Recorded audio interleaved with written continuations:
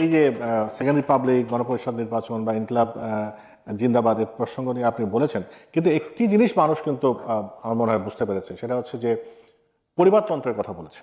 এরা বলেছে যে কৃষকের ছেলে প্রধানমন্ত্রী হতে পারবে, তাঁতির ছেলে হতে পারবে, এরকম একটা স্বপ্নের কথা তারা বলেছে। সেক্ষেত্রে সেটাকে আপনি এই বার্তাটাকে কিভাবে দেখেন? সাথে বাংলাদেশে পরিবারতন্ত্রের রাজনীতির কি কবর রচিত হতে যাচ্ছে বা হওয়ার সম্ভাবনা আছে কিনা? প্রথমত জিনিসটা হলো যে পরিবারতন্ত্রের বিরুদ্ধে তাদের যে আহ্বান, এটাকে আমি খুবই ইতিবাচকভাবে দেখি। খুবই আমি মনে করি এটা হওয়া উচিত। মানুষ যদি জানে যে আমাকে সারা জীবন কর্মী হয়েই থাকতে হবে, স্লোগান দিয়েই চলতে হবে, তাহলে সেই রাজনীতিতে মানুষ আসবে কেন? তারও তো আকাঙ্ক্ষা থাকতে পারে। আবার পরিবারতান্ত্রিক কিন্তু অন্য জিনিসও আছে। আরেকটা জিনিস আমি বলি, পরিবারতান্ত্রিক ব্যাপারটা হলো যে বাবার ছেলে হবে, সেই ছেলেই রাজা হবে, সেই প্রধানমন্ত্রী হবে, সেই দলের প্রধান হবে। এটা যে পরিবারতন্ত্র, এটা কি করে? এটা সাধারণ কর্মীকে নিরুৎসাহিত করে। তাকে বলেই দেয় যে তুমি হলে গিয়ে প্রজা আর আমি হলাম গিয়ে রাজা, তোমার দায়িত্ব হলো আমাকে জিন্দাবাদ বলা। তো এটা ঠিক না, এটা গণতন্ত্রের এটা মূল বক্তব্য নয়। আমাদের এখানে আরেকটা পরিবারতান্ত্রিক না, কিন্তু আরেকটা এরকম একটা ঘটনা আছে। সেটা হলো গিয়া যত দল দেখবেন আপনি, দলের যারা প্রধান হন ওনারা প্রধানের পদ ছাড়তে চান না, কেউ না। দেখেন আমরা যখন স্টুডেন্ট ছিলাম তখন দেখতাম এই রাশেদ খান মেনন, তখন থেকে ওয়ার্কার্স পার্টি মনে হলো যে ওনার একটা প্রত্যেক সম্পত্তি আর কি পাইছে, ওটা উনি জীবনে ছাড়বে না, ওইটা নিয়ে এসে আসছে। তো এই পার্টি কীভাবে সম্ভব?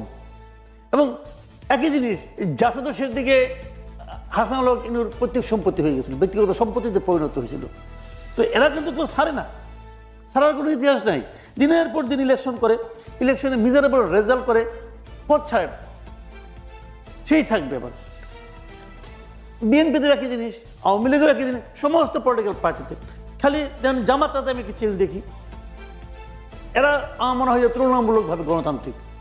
বিদেশে দেখবেন নির্বাচনে দল হারে গেছে,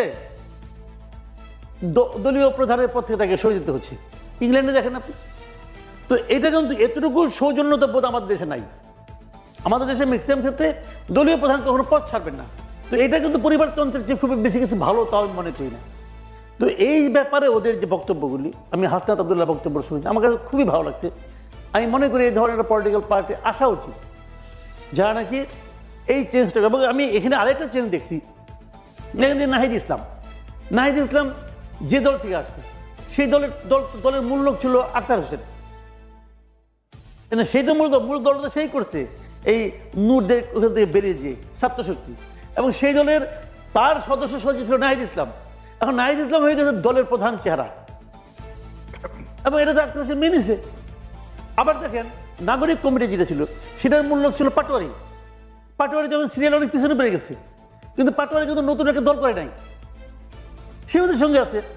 এই যে মেনে নেওয়ার যে মানসিকতাটা, যে সময়ের প্রয়োজনে কেউ এগিয়ে যাবে, কেউ পিছিয়ে আসবে, এবং এগিয়ে যাওয়াটা নিজের ব্যক্তিগত পরাজয় নয়, বরং দলের প্রয়োজনে এটা ভালো।